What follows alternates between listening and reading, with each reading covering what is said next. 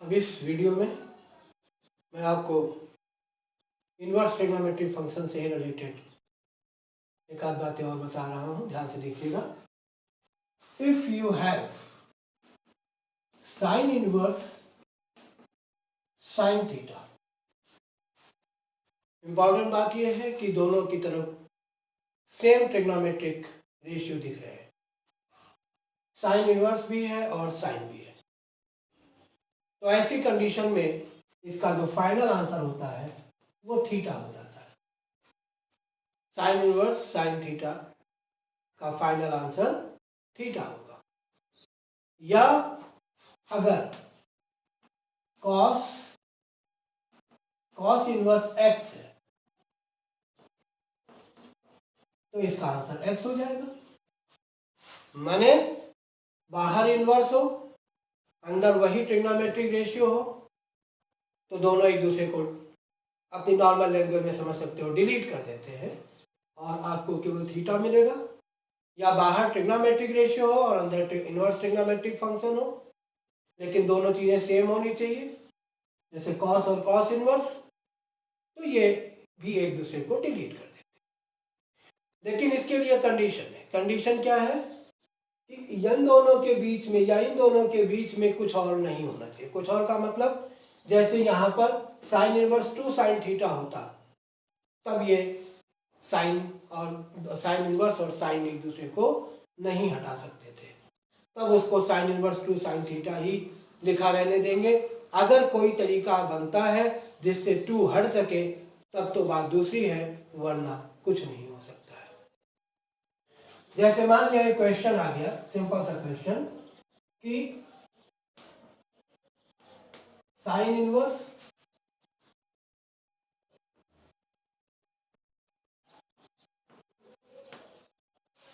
Minus cos theta, आपसे कहा जाता है इसको सॉल्व कीजिए।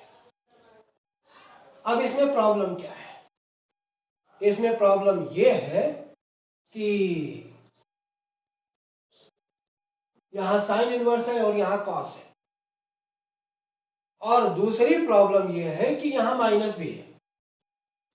तो जब तक ये माइनस नहीं हटेगा एक बात, और कॉस की जगह साइन नहीं होगा, तब तक हम कुछ भी नहीं कर सकते हैं। तो अब ये दोनों चीजें कैसे हो सकती हैं? ये दोनों चीजें यूं हो सकती हैं कि साइन इनवर्स कॉस की जगह हम साइन लिखें और कुछ ऐसा एंगल में कर लें कि वो माइनस, बाहर वाले माइनस को एडजस्ट कर लें।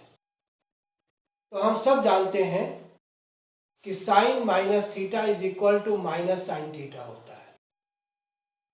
तब ऐसी कंडीशन में हम यहां लिखेंगे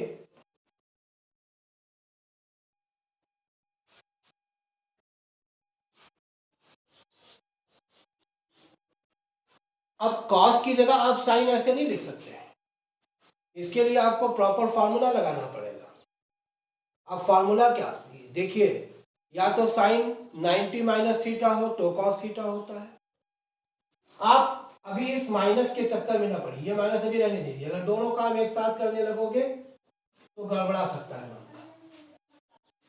हाँ, तो मैं कह रहा था कि अगर आपको कॉस को साइन में चेंज करना है तो एक तो फॉर्मूला होता है sine pi by 2 minus theta cos theta, दूसरा होता है sine pi by 2 plus theta, वो भी कॉस थीटा होता है। फिर तीसरा sine 3 pi by 2 minus theta और sine 3 pi by 2 minus theta जो होता है वो माइनस कॉस थीटा होता है। क्यों? क्योंकि जब 3 पाई बाई 2 माइनस थीटा आप लिखोगे तो आप थर्ड क्वाड्रेंट में होंगे। थर्ड क्वाड्रेंट में साइन की वैल्यू नेगेटिव होती है, साइन की वैल्यू नेगेटिव होती है। तो ऐसी कंडीशन में sine 3 pi by 2 minus theta is minus cos theta. ये हमारे पास एक सबसे सेफ रास्ता नजर आया।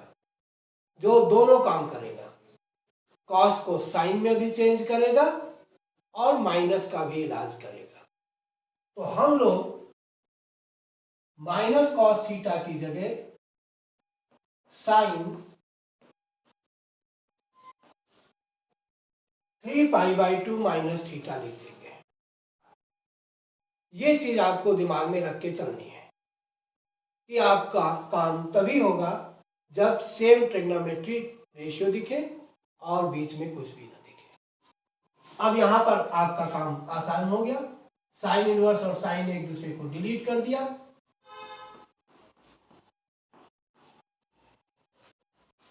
और आपका आंसर आ गया 3π/2 माइनस थीटा। तो ये होता है एक तरीका कि जब आपके पास कोई ट्रिग्नोमेट्रिक रेशियो दे रखा हो और आपको ट्रिग्नोमेट्रिक इनवर्स फंक्शन दे रखा हो और आपको उसे सॉल्व करना हो। मैं आपको एक सिंपल सा क्वेश्चन पहले करके दिखाता हूं और फिर उसके बाद हम लोग कुछ बड़े क्वेश्चंस भी ट्राई करेंगे।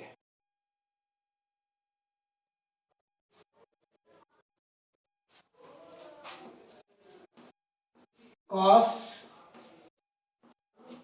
π/6 प्लस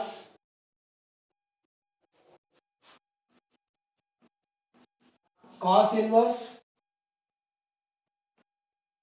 माइनस √3/2।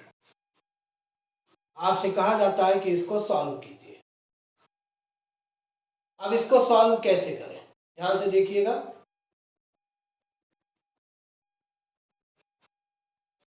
जैसा कि अभी आपको मैंने कुछ देर पहले एक वीडियो में दिखाया था कि अगर आपके पास cos इनवर्स -x है तो उसको आप, ये चीज मैंने tan के लिए दिखाई थी एक्चुअली, लेकिन tan और cos दोनों ही सेकेंड क्वाड्रेंट में नेगेटिव होते हैं, इसलिए cos इनवर्स -x को आप पाई माइनस cos इनवर्स x ऐसा लिख सकते हैं।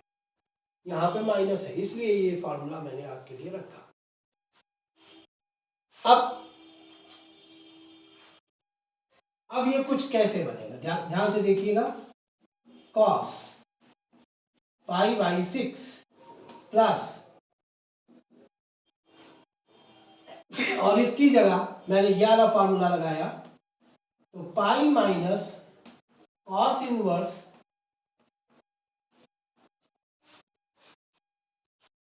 -x होता है तो पाई माइनस cos इनवर्स x हो जाता है। अब माइनस हटेगा तो यहाँ पर ये माइनस इस टाइप का, तो cos इनवर्स माइनस √3/2 है तो ये हो जाएगा पाई माइनस cos इनवर्स √3/2। अब आप याद करिए अपनी टेबल और सोचिए कि √3/2 वैल्यू cos में किसकी होती है। आपको याद होगा ये cos 30 डिग्री की होती है। cos 30 बोले तो cos π/6। तब आप लिखोगे cos π/6 plus pi minus cos inverse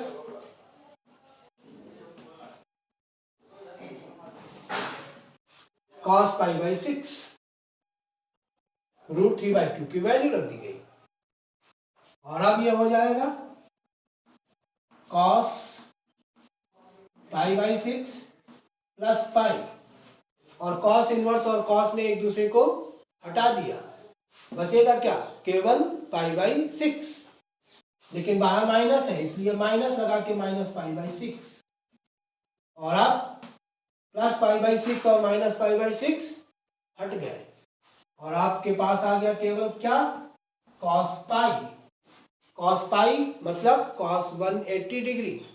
और आपको पता ही है कि इसकी वैल्यू क्या होती है, इसकी वैल्यू होती है -1, इसलिए आपका फाइनल आंसर आ गया -1। तो इस टाइप के क्वेश्चन आपके बोर्ड के एग्जाम में बहुत पूछे जाते हैं। इस वीडियो में यहीं तक। नेक्स्ट वीडियो में मैं आपको कुछ फार्मूले डिस्कस करके बताऊंगा।